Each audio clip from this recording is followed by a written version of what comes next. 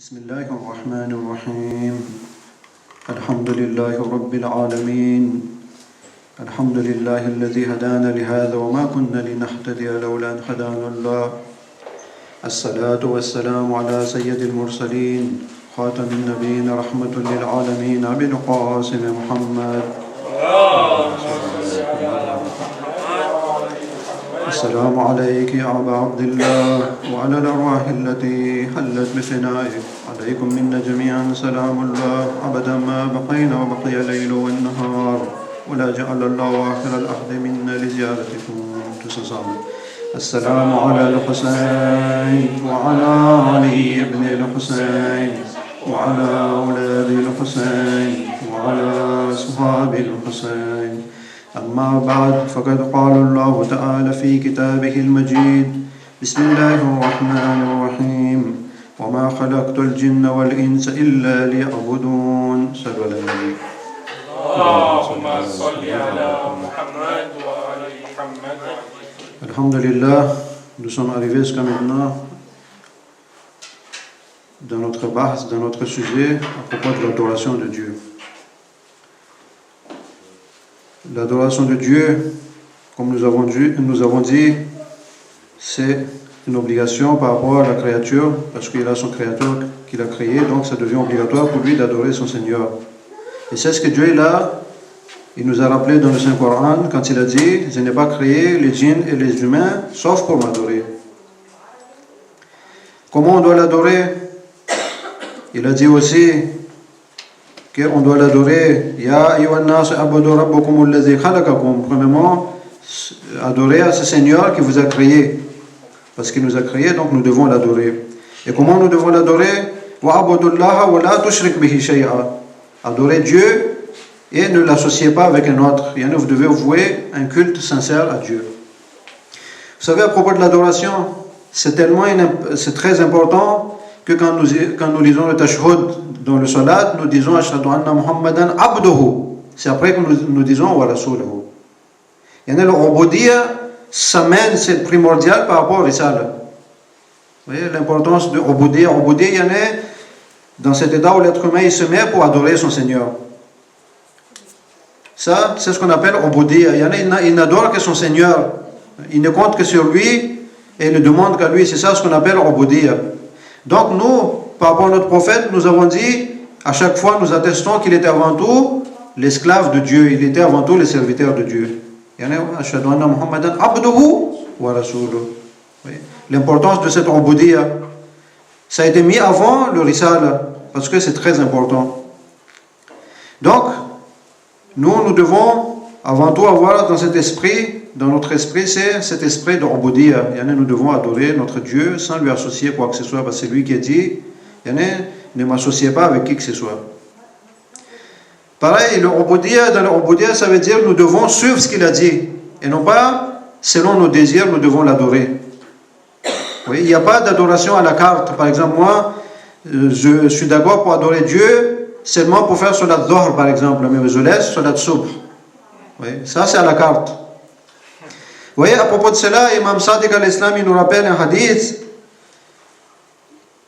Il dit, c'était à propos de Iblis, quand Dieu lui a dit de se prosterner devant Adam. Vous savez, Qala Sadiq alayhi salam, Mada qala, Omera Iblis bisujud li Adam. فقال يا رب وعزتك إن أعفيتني من سجود لآدم لأعبدنك عبادة ما عبدك أحد قط مثلها. Iblis il dit à Dieu, si tu me donnes l'autorisation que je puisse ne pas prosterner devant Adam, en échange je vais tellement t'adorer, telle adoration que personne ne va t'adorer comme cette adoration.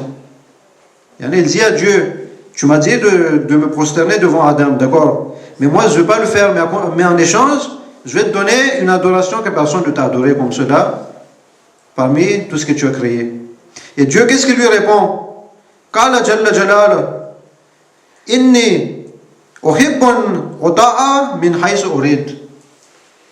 Dieu lui répond, moi ce que je veux c'est que je sois adoré selon mes désirs et non pas ce que toi tu aimes. Moi j'aime qu'on m'adore selon ce que je veux et non pas ce que toi tu veux. Oui. Ce n'est plus de l'adoration. Moi, par exemple, si je dis à Dieu, c'est bon, je ne vais pas faire salat soub, mais en échange, je vais faire 10 rakats à 3 heures de l'après-midi. Pourquoi? Parce que c'est très difficile pour moi, le 2 rakats de salat soub. Donc, en échange, je vais faire, c'est pas grave, 100 rakats, mais le 2 rakats, je ne veux pas. Ça, ce n'est plus de l'adoration. L'adoration, c'est quoi? C'est de faire à la lettre ce que Dieu il a dit. Il a dit, toi, tu te lèves à 5 heures du matin, quand c'est l'heure de Adhan, par exemple, c'est l'heure de salat soub, tu te lèves, un point, c'est tout ce que je veux, là. Moi, tu sais, moi, je ne veux pas de ton salat. Qu'est-ce que je fais de ton salat, là? Est-ce que moi, j'ai une batterie pour que, quand tu fais salat, je me charge avec ce salat que tu fais? Moi, je suis riche, je n'ai pas besoin de tout ça, là. Mais moi, ce que je veux, c'est que toi, tu m'adores. Et ce que moi, je veux, c'est que toi, tu fais 2 rakats salat soub. Et non pas en échange, tu fais 10 rakats que tu veux. Ce n'est plus de l'adoration. Oui. Donc, on a cette tendance à faire cette adoration à la carte. Oui, là. Quand ça m'arrange, j'adore. Quand ça ne m'arrange pas, j'adore pas. Ce n'est plus de l'adoration. Oui. Et pareil, quand nous adorons Dieu, l'important, ce qui est dans cette adoration, c'est que je dois savoir que cet commandement, ça vient de Dieu. Par exemple, c'est Dieu qui m'a dit de faire salat soub, 2 rakats, on va dire, quand c'est 5 heures du matin, par exemple. L'important pour moi, c'est de savoir que ça vient de Dieu. Une fois que j'ai compris que ça vient de Dieu, ça devient une obligation pour moi et je dois obéir, un point, c'est tout. Je ne dois plus poser de questions pourquoi Dieu il a fait 2 rakats et pas 4 rakats. Oui, c'est un peu comme un esclave ou bien un serviteur. Son maître lui envoie pour acheter 3 kilos de pommes. Est-ce qu'il a demandé pourquoi tu achètes 3 kilos de pommes et pas 3 kilos de bananes, par exemple? Si c'est un serviteur, il n'a pas demandé, là, un point, c'est tout, il va, il achète. Et il donne ce que son maître il veut. Donc nous, c'est pareil, nous, on a un maître, et il veut de nous des choses. Il veut, par exemple, que nous levons tôt le matin pour faire salat soub, 2 rakats. Voilà, donc nous devons nous lever, ok, mon Seigneur. Comme on dit en farsi, tchasm. À vos ordres. Oui. Pareil, vous savez, l'adoration, nous devons voir déjà, il y a des actes que Dieu il nous a dit de faire. Ça, si nous faisons ça, ça devient une adoration envers Dieu parce que ça vient de Dieu. Par exemple, faire le jeûne du mois de Ramadan, faire le Hajj, obéir aux parents, ne pas tuer, tout ça. C'est des actes d'adoration. Pourquoi? Parce que ça vient de Dieu. C'est Dieu qui a dit, fais ceci et ne fais pas cela. Vous voyez? Pareil, quand Dieu il a dit, moi je veux que tu fais le salat aux heures précises. Par exemple, salat Maghrib. Maghrib, on dit quand au moment où le soleil s'est couché, juste le moment, on appelle ça Maghrib. Une fois ça passe, on ne dit plus Maghrib, on dit Isha. Ouais, ça devient Layl après là. Donc Dieu il veut que nous faisons le salat à l'heure de Maghrib. Et non, certes, on a dans notre ahkam qu'on peut reporter le salat, mais dans des cas extrêmes, dans des cas urgents, qu'on n'a pas pu faire à l'heure, donc on s'est retrouvé par exemple dans un endroit où si on fait salat en pleine rue, peut-être il y aura des problèmes. Donc Dieu nous a donné une sorte de un autre temps pour que nous puissions faire. Mais le asr, le ibadat, ça doit se faire au temps précis. Oui. C'est ça le ibadat. Quand Dieu il a dit, je veux que tu fasses à 5 heures, je dois le faire à 5 heures, non pas à 6 heures, 5 minutes avant le lever du soleil. Oui. C'est ça l'adoration, parce que celui-là, ce n'est plus de l'adoration.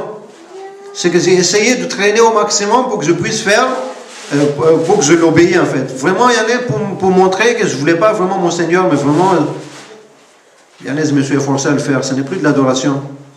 Vous savez, nous devons faire l'acte d'adoration comme Dieu le veut, au moment que Dieu le veut. Quand c'est l'heure de salat, alhamdulillah, on a le système de Adhan. Adhan, ça veut dire quoi? C'est Dieu qui nous appelle. C'est Dieu qui nous appelle. Hayya la salat. Courir vers le salat, c'est Dieu qui nous appelle. Voyez là. Donc, qui est celui-là qui puisse laisser l'appel de Dieu pour faire ce qu'il est en train de faire sur cette terre-là? Par exemple, il est occupé. C'est quoi cette occupation à tel point qu'il sacrifie son Dieu pour cette occupation-là? C'est quoi cette occupation plus grande que Dieu? Voyez. Donc l'être humain il doit se poser des questions. Des fois, que moi je suis en train d'adorer Dieu, mais finalement au niveau acte, est-ce que j'adore mon Dieu ou non? C'est pour ça que Dieu dit, ne m'associe personne. Ne fais pas shirk avec moi. Parce qu'avec moi, quand je te dis à 5 heures, 2 rakats, tu fais 5 heures, 2 rakats, pas, je veux pas 10 rakats à 10 heures. Vous voyez? Quand l'appel il vient, ça c'est une façon de montrer qu'il n'y a rien d'important devant moi que mon Dieu, là, quand il m'appelle, je laisse tout et, ok chef, à votre disposition, je viens par exemple. Vous voyez? Donc tant que possible, il faut garder dans cet esprit que Dieu, il veut avant tout que nous l'adorions. Il n'a pas besoin de tout ça finalement. Il n'a pas besoin de tout ça. Seulement ce qu'il veut, c'est il nous met dans des différentes situations pour voir si nous l'adorons ou non. Deux fois, Dieu l'a mis, un, il est pauvre, l'autre, il est riche, un handicapé, un en bonne santé, un, il vit en Europe, l'autre, il vit en Arabie Saoudite, un autre qui vit en Iran, le quatrième, il vit en Nadjaf. Il y en a, on est dans des endroits différents et dans des systèmes différents. Mais l'endroit différent, le système différent ne doit pas nous empêcher d'adorer notre Dieu. Que nous soyons pauvres ou riches, ça ne change rien. Ça ne change rien que nous soyons malades ou pas malades. Il y en a, cette adoration, ça doit rester. Certes, on a des réductions, par exemple, quand quelqu'un est malade, il peut faire le salat, par exemple, en état couché, mais il doit toujours le faire. L'acte d'adoration, c'est toujours là.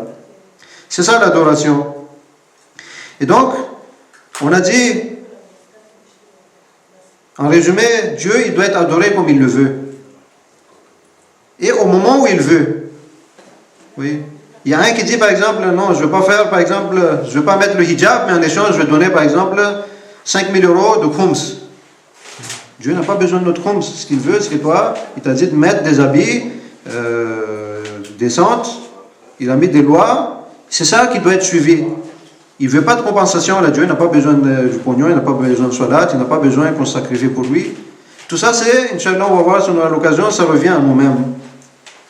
Donc, c'est ça l'acte d'adoration. Et une des actes d'adoration, comme je viens de dire, c'est le résumé de ce qu'il y a, comment adorer Dieu, c'est dans le salat. Comme je viens de dire, quand l'appel il vient, on doit laisser tout. Et ça, on est en train de montrer que, oh mon Dieu, je suis toujours ton adorateur. Quand toi tu m'appelles, il n'y a rien d'important pour moi à part ton appel. Donc, labbaik, Allahumma labbaik, labbaik, la sharika laka labbaik. J'y vais, je fais le salat. Et donc, quand nous faisons salat, avant tout, qu'est-ce qui est requis? Dans nos ahkam, on a, par exemple, on doit avoir cet état de pureté rituelle, comme on dit. On ne doit pas être najis, par exemple. On ne doit pas avoir le najasa, par exemple. On doit être en état de wudu.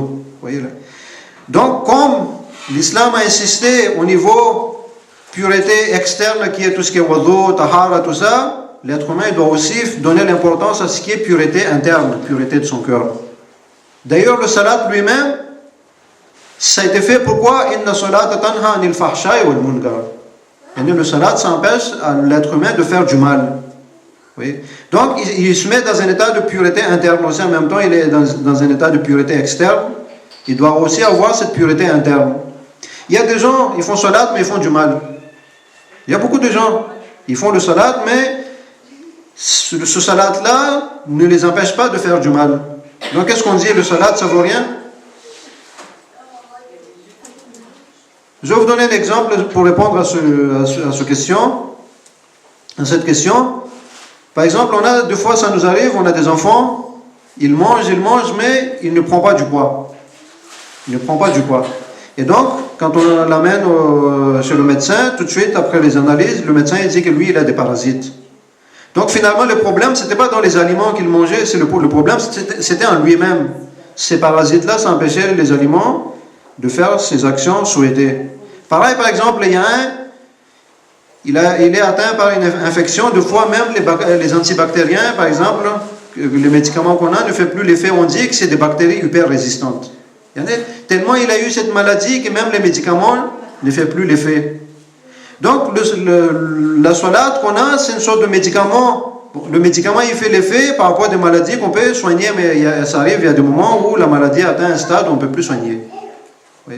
Donc, s'il y a des gens, ils font salat et que la salat ne peut pas empêcher ces gens-là à faire du mal, il doit se poser la question, il est où le problème? Et le problème, c'est en eux-mêmes, c'est pas la salat. Parce que quelqu'un, normalement, la salat est fait c'est un symbole d'adoration de Dieu. Comment ça se fait que quelqu'un, il dit que moi j'adore Dieu, et il désobéit à Dieu quand Dieu il dit, par exemple, ne vole pas, il vole, par exemple. Quand Dieu il dit ne fais pas l'adultère, il fait l'adultère. Quand Dieu il dit ne fais pas... ne diffame personne, il diffame. Quand Dieu dit ne fais pas ghiba, il fait ghiba. Quand Dieu dit respecte tes parents, il ne respecte pas ses parents, par exemple. Quand Dieu dit sois miséricordieux envers ta famille, respecte ta femme, par exemple, ou vice-versa, il ne fait pas. Et en même temps, il fait salat. Donc, il n'a rien compris, parce que la salat, avant tout, c'est pour lui montrer, c'est un rappel, en fait, salat. Akimi salat, les dhikri. Dieu dit, accomplis la salat pour se rappeler de moi, que c'est moi ton Seigneur, et tu dois m'obéir. Et donc, je t'ai donné des lois que tu dois pratiquer dans ta vie. Donc comment ça se fait que cette personne il fait salat et il ne tient pas compte de toutes ces lois que Dieu il lui a données? Donc ça c'est une contradiction, donc il doit se poser des questions. Il n'a pas compris ça veut dire quoi salat, il a atteint ce maladie ou rien ne peut le traiter. Parce qu'on a des gens, Dieu il dit il y a des gens sourds, aveugles, mieux, il ne peut plus retourner, il ne peut plus accepter. Tellement ils ont fait du mal dans leur vie qu'ils sont devenus comme des animaux, on ne peut plus leur montrer la voie. Donc la salat, c'est fait pour empêcher l'être humain de faire du mal. Et dans la salat, on a aussi, avant de faire salat, on doit se mettre devant le qibla. On doit se mettre devant la qibla. Donc ça aussi, comme notre visage il doit être vers le qibla, notre cœur aussi doit être vers le qibla, il doit être vers son Dieu. Il doit être dirigé vers son Dieu. Son but, ça doit être Dieu. Son amour, ça doit être Dieu. Sa crainte, ça doit être Dieu. D'où le bas de taqwa aussi. Et par rapport à l'adoration de Dieu, il y a aussi cette base de taqwa, il y a craindre Dieu. Wa alaykoum salam. Dans la base de l'adoration, il y a aussi cette base de taqwa. Taqwa, ça veut dire quoi? Avoir cette crainte de Dieu en appliquant ce que Dieu il a dit, en évitant ce que Dieu il a interdit. C'est ça par définition le taqwa. Donc quelqu'un, s'il a compris, il a atteint. Sallu ala nabi. Donc la personne, s'il a atteint ce stade où il a compris qu'il a son Créateur derrière lui et que lui il a été créé pour adorer son Seigneur, donc automatiquement il doit avoir ce crainte au fond de lui et donc automatiquement il applique ce que Dieu il a dit. Et donc automatiquement il fait toutes les obligations que Dieu lui a dit, entre autres parmi les obligations, vous le savez, par exemple faire le salat, respecter, être bon envers ses parents et éviter les choses haram. Ne pas faire de l'adultère, par exemple, ne pas boire de l'alcool, ne pas mentir, ne pas médire, ne pas espionner, ne pas tuer, ne pas commettre la débauche, et tout ça. Donc c'est ça l'adoration finalement. Quelqu'un, quand il a compris qu'il a son Dieu, c'est lui qui l'a créé, c'est lui qui est au-dessus de tout, et qui lui doit obéissance, donc il doit avoir ce crainte, automatiquement il y a la base de taqwa qui vient derrière. Donc nous avons dit, dans la salat, il y a ce symbole de l'adoration, il y a tout finalement dedans. Si nous réfléchissons bien, il y a des petits détails. Si nous voyons tous ces détails-là, ça peut aider l'être humain à mieux se rapprocher de son Dieu. Premièrement, nous avons dit, quand il se met, il doit se mettre devant le qibla. Donc, si physiquement il doit se mettre devant le qibla, son cœur aussi doit se mettre devant son Dieu. Le cœur, il doit être dirigé vers son Dieu et non pas dirigé vers tout ce qui est inutile. Pareil, on a dit quand il fait le qiyam, il se met debout. Ça, il se rappelle qu'un jour, de toute façon, il va se mettre debout devant ce Dieu, le jour du qiyam, qiyam ou yawmuddin, le jour du qiyam. Après, quand il dit, avant de commencer la salat, qu'est-ce qu'il fait? Il fait Allahu Akbar. Avant tout, il dit, il y a Dieu qui est grand, et tout ce qu'il y a, je le mets derrière. Il n'y a plus besoin. Après, il dit Bismillahirrahmanirrahim, comme vous avez dit. En même temps, il dit que je fais cette action pour Dieu parce que je suis le serviteur de Dieu. Comme les gens ils travaillent pour, par exemple, telle entreprise, moi je travaille pour une entreprise qui s'appelle Allah, je suis son serviteur. Pareil, mon but c'est d'atteindre Dieu, je fais ça qurbatan ilallah. Je fais cette action, c'est pour m'approcher de Dieu. Là. Je travaille, c'est pour m'approcher de Dieu. Je dors pour m'approcher de Dieu. Je me marie pour m'approcher de Dieu. Tout ce que je fais, ça doit être, le but c'est d'atteindre mon Dieu. Vous voyez là. Pareil, quand je dis Bismillah, je demande aussi l'aide à Dieu. Et je me souviens que toutes les quadrates, c'est toute cette force que j'ai, ça vient de Dieu. Pareil, quand je dis Bismillah, je demande la bénédiction à Dieu pour que je réussisse. Après, il dit Alhamdulillah Rabbil Alamin, il y en a toutes les bénédictions que j'ai, toutes les na'mat que j'ai, c'est Dieu qui m'a donné. Les seigneurs des mondes, c'est lui qui peut pourvoir tout le monde. Après, il dit Ar-Rahman Ar-Rahim, il y en a Dieu, il est très miséricordieux, finalement rien n'est trop tard, même si j'ai commis des erreurs dans ma vie, je peux toujours me rattraper. Après il dit Maliki Yawmiddin. Il se rappelle que finalement c'est Dieu-là, c'est lui le chef qui va me juger un jour. Donc je dois faire attention à ce que je fais. Iyyaka na'budu wa iyyaka nasta'in. Vous savez, le asl en arabe c'était na'buduk. C'est toi que j'adore. Mais dans le Coran, le pronom, le complément d'objet a été mis en avant. Il n'y a que toi que j'adore. Vous savez la différence entre je t'adore et il y a que toi que j'adore, c'est quoi? Par exemple, moi quand je dis je t'adore, ça veut dire que je peux aussi adorer un autre. Ça ne m'empêche pas d'adorer un autre. Moi quand je dis na'buduk, Dieu demain, il ne va pas me dire, il ne pourra pas me reprocher que pourquoi tu as dit je t'adore et tu as adoré aussi le démon derrière.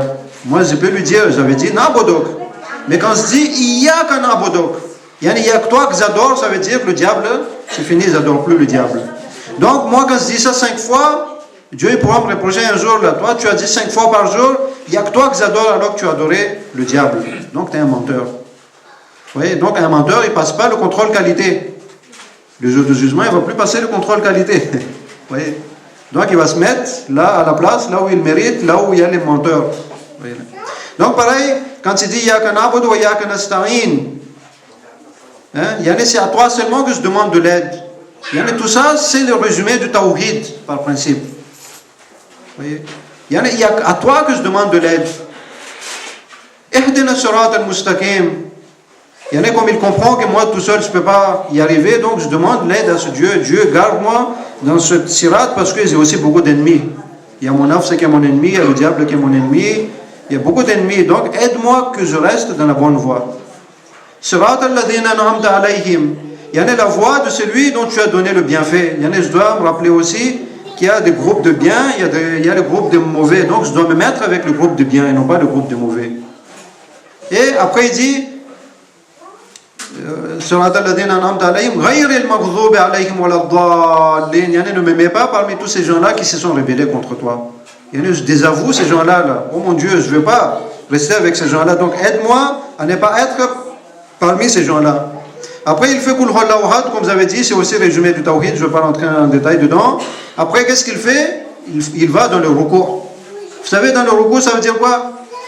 Selon les hadiths qu'on a, il est conseillé quand on va dans le recours qu'on tend sa tête vraiment très droit. Pourquoi? Pour dire, oh mon Dieu, voilà ma tête, je suis prêt à me faire décapiter pour ton adoration. Je me mets en état de génuflexion, en état de recours, je mets ma tête tendue, oh mon Dieu, si je dois me faire décapiter, je ne vais pas m'arrêter de t'adorer. Tu es mon Seigneur, s'il faut, même voilà ma tête, c'est pour toi là. Je donnais ma tête. Si on me décapite, c'est pas un problème, mais je continue toujours à t'adorer, à dire La ilaha illallah. Après, il se lève, qu'est-ce qu'il dit? Il dit Sami Allahu liman hamida. Dieu, il a entendu, il entend les louanges que ses serviteurs ils font. Ça veut dire quoi? Dieu, il est témoin. Il entend. Tout ce que je dis, il entend Dieu. Quand je lui ai loué, il entend, comme quand je médite, il entend aussi. C'est pour ça que dans le Coran, il n'y a pas un mot qui prononce, qu'il n'y a pas des gens, il y a des anges qui n'écrivent. Tout ce que nous prononçons, il y a des gens qui écrivent tout ce que nous disons. C'est pour ça que dans le hadith, il dit, donc ne dites que du bien. Dans votre vie, ne dites que du bien parce que tout ce que vous allez dire sera retenu contre vous. Pourquoi? Parce qu'il y a 2 anges qui écrivent. Il n'y a pas un mot qu'il prononce, qu'il n'y a pas. Ladaïhim atidun raqib. Il y en a qui écrivent. Vous voyez? Donc nous devons faire attention à ce que nous disons et nous devons dire que du bien là. Pareil quand nous allons dans le sajda, quand nous nous prosternons, avant tout, c'est le symbole de soumission à Dieu. Oh mon Dieu, je ne prosterne que devant toi. Le démon, il ne s'est pas prosterné, mais toi, quand tu m'as dit prosterne, moi je me prosterne devant toi. Et pareil, je me rappelle aussi la première prosternation que je viens de lui, je viens de cette terre où je suis en train de me prosterner, je m'élève, c'est ma vie, et je vais retourner aussi dans cette terre dont je suis venu. Je vais mourir un jour. Vous voyez là, le 2 sajda. Après, je m'élève. Je répète encore à Dieu que de toute façon, mon Dieu, tout ce que je fais, toute cette force que j'ai, c'est toi qui m'as donné. Quand je m'assois, je m'élève, c'est toi qui m'as donné cette force. Donc l'être humain, quand il fait ça 5 fois, il se rappelle tous les jours, automatiquement, il devient le vrai monothéiste. Il devient le vrai serviteur de Dieu, donc c'est ça qui peut l'empêcher de faire du mal. C'est pour ça que inna salata tanha anil fahsha'i wal munkar. Donc en parlant de salat, je me rappelle aussi de ce salat, le dernier salat de Imam Ali alayhi salam dans le masjid de Koufa. Quand il a eu ce coup d'épée mortel dans le masjid de Koufa, le 19 du mois de Ramadan. Donc, quand il a eu le coup d'épée, qu'est-ce qu'il fait? Il a invité toute sa famille avant de dire l'adieu. Il invite tout le monde. Et qu'est-ce qu'il fait? Il avait confié la garde de tous ses enfants à Imam Hussein alayhi salam, sauf un seul, Abul Fadl al-Abbas. Il y en a, il a donné tous ses enfants à la garde de l'imam Hassan alayhi salam. Il a donné la garde de ses enfants, Imam Hassan alayhi salam, qui était son grand fils, pour prendre la relève, sauf un seul, il n'a pas donné l'autorisation, il n'a pas donné la garde à Imam Hassan alayhi salam, c'est Abu al-Fadl al-Abbas alayhi salam. Donc, Hazrat Abbas, il a été étonné. Il s'est dit que peut-être je ne fais pas parmi ses fils alors. Parce que pourquoi? Il a dit à tout le monde d'être sous la garde d'Imam Hassan alayhi salam, sauf moi.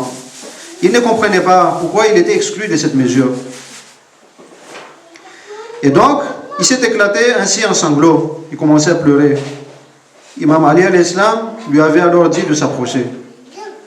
Il avait pris sa main qu'il avait placée dans la main de celle de Imam Hussein alayhi salam, en disant: Hussein, je te confie cet enfant.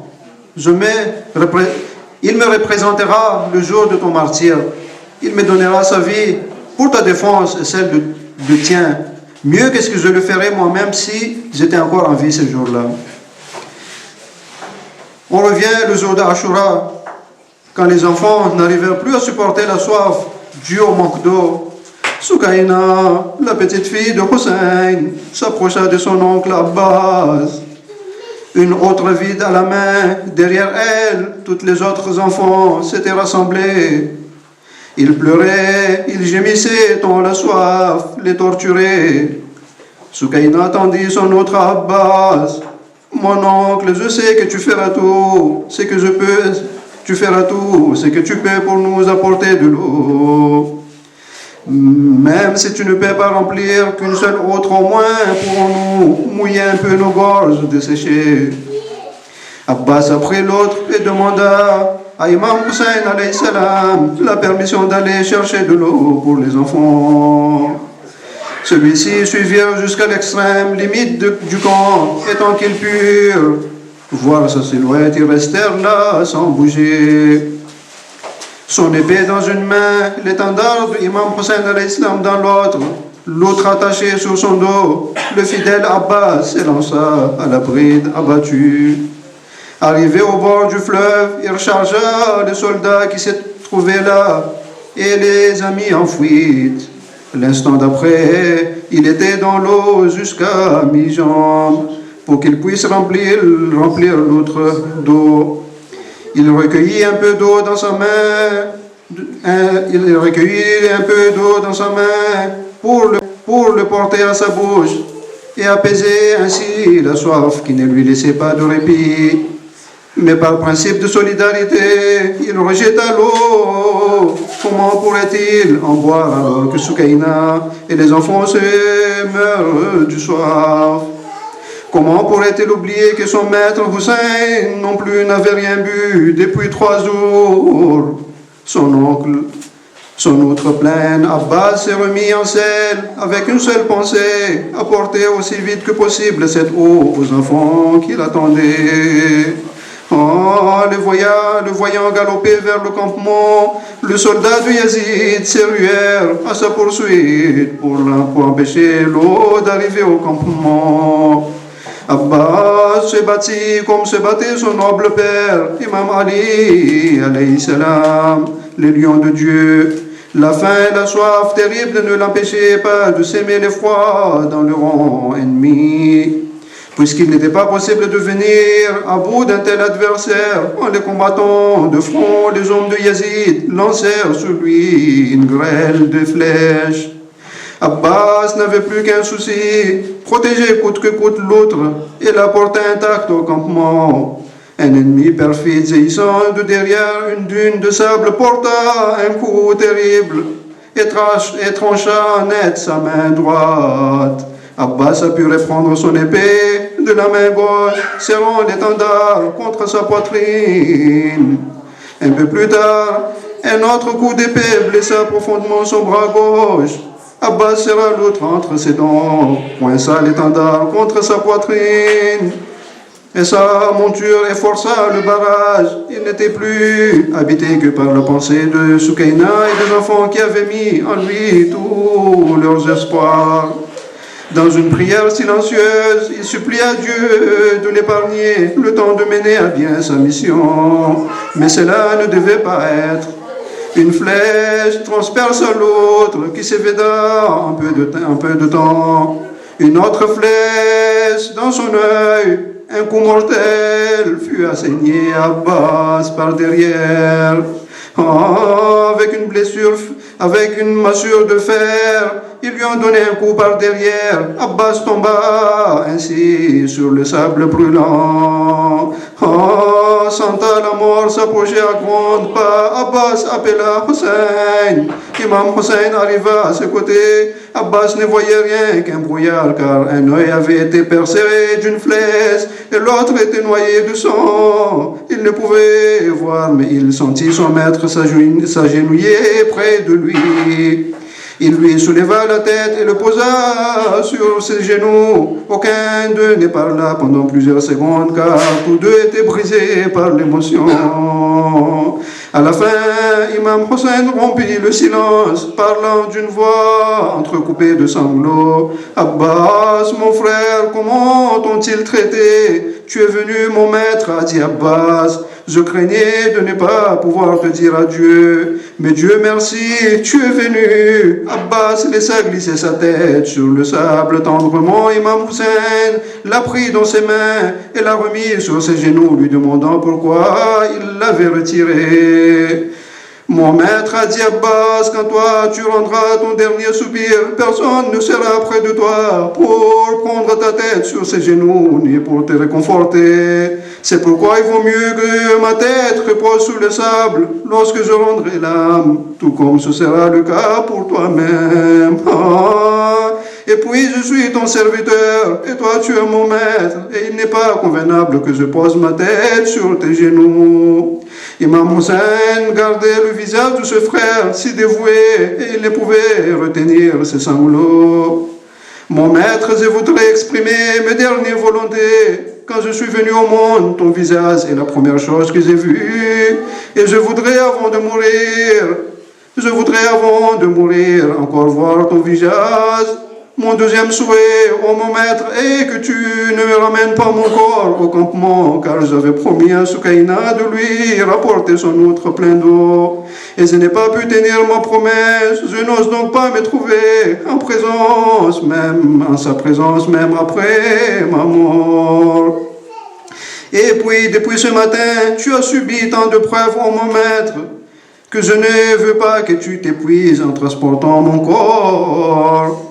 Enfin, je ne veux pas que tu laisses Soukaina venir jusqu'ici. Je sais quelle affection elle éprouvait pour moi. Me voir dans cet état pourrait la tuer. Abbas, je te promets de respecter tes dernières volontés, a dit Hussein. Mais moi aussi, je veux te demander une faveur. Depuis ton enfance, tu m'appelles ton maître au moins une fois. Aujourd'hui, appelle-moi ton frère. Imam Hussein nettoya le sang qui aveuglait son œil. Les deux frères échangèrent un long regard d'adieu. Abbas murmura, mon frère, et avec ces mots, il rendit le dernier soupir. Ainsi, Imam Hussein se retrouva seul face à ses ennemis assoiffés de son sang et s'effondra un instant. Inna lillahi wa inna ilayhi raji'un.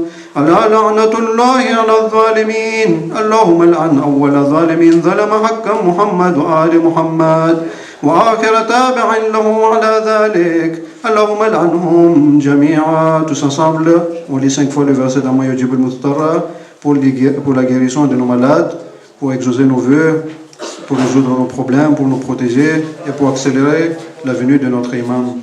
أعوذ بالله من الشيطان الرجيم بسم الله الرحمن الرحيم أما يجيب المضطر إذا دعاه ويكشف السوء أما يجيب المضطر إذا دعاه ويكشف السوء أما يجيب المضطر إذا دعاه ويكشف السوء أما يجيب المضطر إذا دعاه ويكشف السوء أمن يجيب المضطر إذا دعاه ويكشف السوء.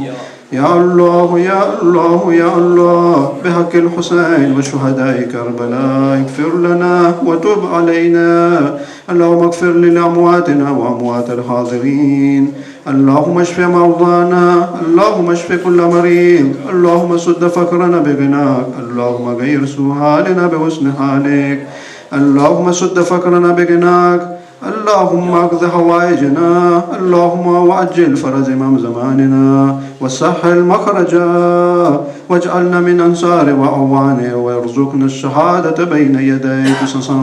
اللهم كل وليك الحجة ابن الحسن صلواتك عليه وعلى آبائه في هذه الساعة وفي كل ساعة، وليا وحافظا وقائدا وناصرا ودليلا وعينا، حتى تسكنه أرضك طوعا وتمتعه فيها طويلا برحمتك يا أرحم الراحمين.